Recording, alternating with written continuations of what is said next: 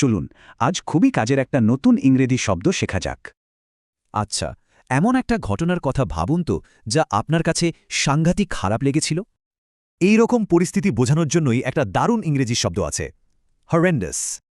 এর মানে হলো এমন কিছু যা সাংঘাতিক খারাপ, ভয়ঙ্কর বা খুবই বিরক্তিকর। চলুন এবার দেখি এটা বাক্যে কিভাবে ব্যবহার করা যায়। দেখুন, এখানে হরেন্ডাস মানে দুর্ঘটনাটা এতটাই ভয়ঙ্কর ছিল যে অনেকেই আহত হয়েছে। মানে কোম্পানিটার এত বেশি আর্থিক ক্ষতি হয়েছে যে তাদের অবস্থা খুবই সঙ্গীন হয়ে পড়েছিল।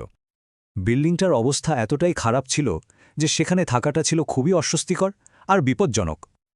আচ্ছা, শব্দটা যাতে সহজে মনে থাকে সেজন্য একটা ছোট্ট গল্প শোনা যাক, কি বলেন? গল্পটা একটা খারাপ দিনকে নিয়ে। 3টা ধাপে শুনব: আবহাওয়া, ছাতা আর পরীক্ষা। ধরুন কালকের আবহাওয়াটা ছিল যাচ্ছে তাই, ঝুমবৃষ্টি আর সাথে প্রচণ্ড বাতাস।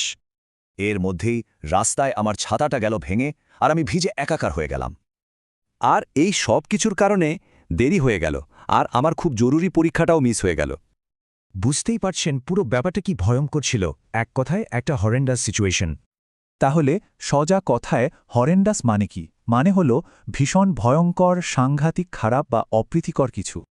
এবার একটু ভাবুন তো, নিজের জীবনের কোনো অভিজ্ঞতা বোঝাতে এই হরেন্ডাস শব্দটা কিভাবে ব্যবহার করা যায়।